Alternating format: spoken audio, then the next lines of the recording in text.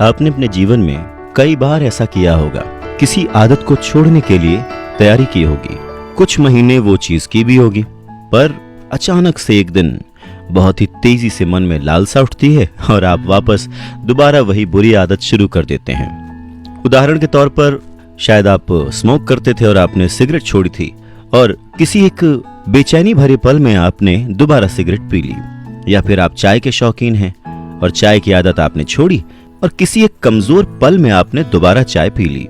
आखिर ऐसा क्या है जो आपको आपकी पुरानी आदतों को, बुरी आदतों को दोबारा करने के लिए प्रेरित करता है? नमस्कार, मैं हूं अवधेश श्रीवास्तव और आज की चर्चा का विषय है किताब द पावर ऑफ हैबिट, जिसे लिखा है चार्ल्स डुहिग ने। बात सन 2006 की है। मैंडी नाम की एक लड़की जिसे अपने नाखून चबाने की आदत थी। नाखून हम सभी काटते हैं जब हम कुछ सोच रहे होते हैं, हम कुछ टेंशन में होते हैं, या कोई ऐसी खास सिचुएशन जिसमें हम नाखून काटना शुरू कर देते हैं बिना जाने। पर मैंडी की ये जो नाखून काटने की आदत थी, ये चरम पर थी। मैंडी अपने नाखून इस हद तक काट चुकी थी कि उसकी उंगलियों से खून निकलने लगा था। उसने नाखून के आसपास का मांस भी काट डाला था, और वो ऐसा जानबूझकर नहीं करती थी। जब उससे पूछा गया कि वो ऐसा क्यों करती है, तो उसने बताया, शुरुआत में जैसे दूसरे लोग नाखून काटते हैं, उसने भी वैसे ही नाखून काटा था, पर पता नहीं कब ये प्रॉब्लम इतनी ज्यादा हो गई कि वो नाखून काटने लगी और इस हद तक काटने लगी। मैंडी को कॉम्पीटिंग रिस्पॉन्स देना सिखाया गया। कॉम्पीटिंग रिस्पॉन्स एक ऐसी प्रतिक्रिया है जो आपकी अर्ज को, जो आपकी मेन आदत है, उसको रिप्लेस करती है। किसी भी आदत का बनने या बिगड़ने के लिए 3 चीजों का होना जरूरी है। पहला, इशारा, जिससे आपको पता चले कि कोई पर्टिकुलर काम करना है। उस इशारे को समझकर एक एक्शन, एक पर्टिकुलर एक्शन, जो कि कुछ भी हो सकता है, दांत काटना, चाय पीना, घूमना, खेलना, सोना, एनीथिंग। और तीसरा, ये एक्शन करने के बाद आपको क्या इनाम मिलता है, आपको क्या सुख मिलता है, आपका दिमाग किस चीज को एज अ रिवॉर्ड एक्सेप्ट करता है। ये 3 फैक्टर जब इकट्ठा होते हैं तो किसी आदत का निर्माण होता है या उसमें बदलाव होता है। मैंडी के केस में उसे तरह तरह की सिचुएशंस में रखा गया, तरह तरह की परेशानियां दी गईं, तरह तरह की सिचुएशंस दिखाई गईं, हर तरह के इमोशन से गुजारा गया, और तब यह पाया गया कि किसी बहुत बड़ी परेशानी या डर की वजह से मैंडी ऐसा नहीं करती। मैंडी जब खाली बैठी होती है, बोर होती है, तो वो अपने नाखून काटना शुरू कर देती है, और जाने अनजाने ही वो इस कदर तक अपने नाखून काटती है कि वो खुद को नुकसान पहुंचा बैठती है। तो कॉम्पीटिंग रिस्पॉन्स के थ्रू मैंडी का ट्रीटमेंट करने की शुरुआत की गई। मैंडी को कहा गया कि जब भी उसे ऐसी अर्ज महसूस हो कि उसे नाखून काटना है, उसे सिर्फ एक कार्ड पर टिक लगाते जाना है कि उसे कब कब ऐसी अर्ज महसूस हुई।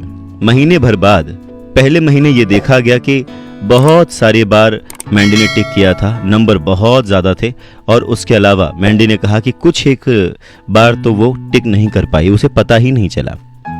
पर यह प्रैक्टिस जारी रखी गई। दूसरे महीने मैंडी ने 27 बार टिक किया था जब उसे नाखून काटने की अर्ज महसूस हुई। मैंडी को कहा गया कि तुम अपनी इस आदत पर नजर रखो, और जब भी तुम्हें ऐसी अर्ज महसूस हो, कॉम्पीटिंग रिस्पॉन्स देना शुरू करो। वो कुछ भी हो सकता है, टेबल थपथपाना शुरू कर दो, गुनगुनाना शुरू कर दो, टहलना शुरू कर दो, कुछ खाना शुरू कर दो। मतलब ये कि किसी और एक्शन से नाखून काटने के एक्शन को रिप्लेस कर दो। मैंडी ने ये करना शुरू किया।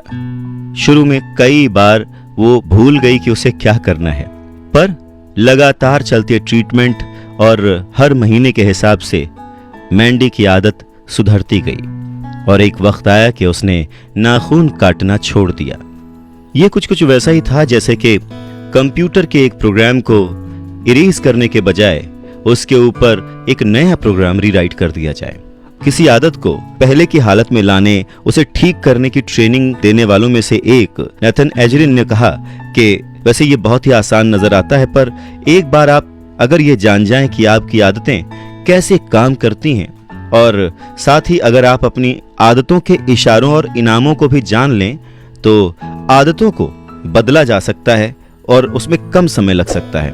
ये भी हो सकता है कि आपको लगे कि ये इतना आसान कैसे हो सकता है, पर सच्चाई यही है कि अगर आप अपने दिमाग को रीप्रोग्राम करना चाहते हैं तो ये पॉसिबल है। बस आपको अपने आदतों की बिगिनिंग, मिडिल पार्ट और एंड, यानी कि शुरुआती इशारा, बीच का एक्शन और तीसरा वो एक्शन करने के बाद आपका दिमाग किस चीज को एज ए रिवॉर्ड एक्सेप्ट करता है, आपको वो एक्शन करके क्या मजा आता है। अगर यह आपको क्लियर है तो आप बीच का एक्शन चेंज करके इशारा और इनाम सेम रखते हुए अपनी आदत को बदल सकते हैं।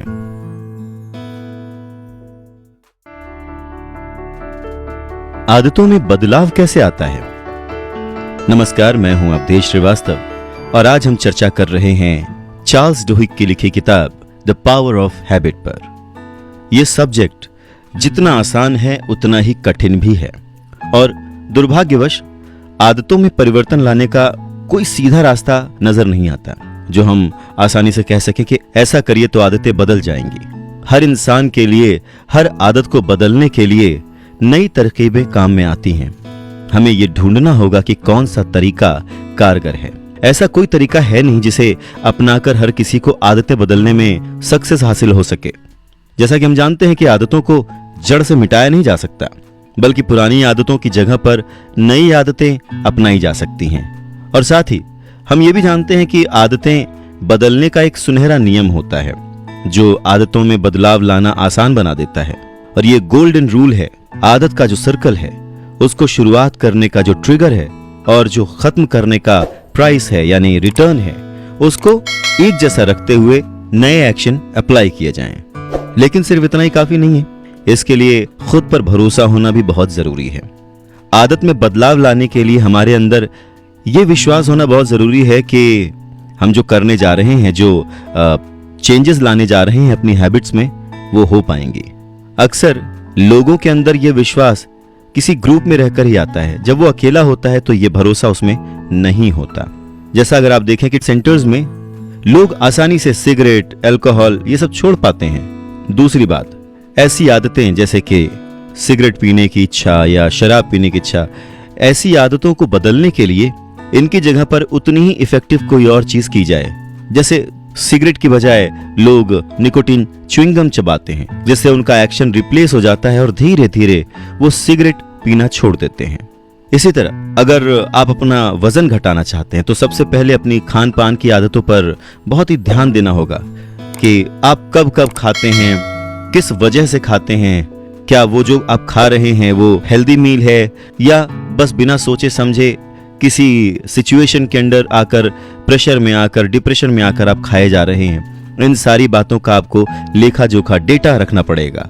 साथ ही आपको कोई एक ऐसा पार्टनर ढूंढना पड़ेगा जिसकी आप मदद ले सकें अपना ध्यान भटकाने के लिए, जिससे हर आधे एक घंटे में आप बात कर सकें, गप्पे लड़ा सकें, ताकि फिर आप जब भी ऐसी कोई अर्ज आए, जब भी आपका मन करे खाने का, तो उस इंसान से बात करके अपने मन को बहला सकें।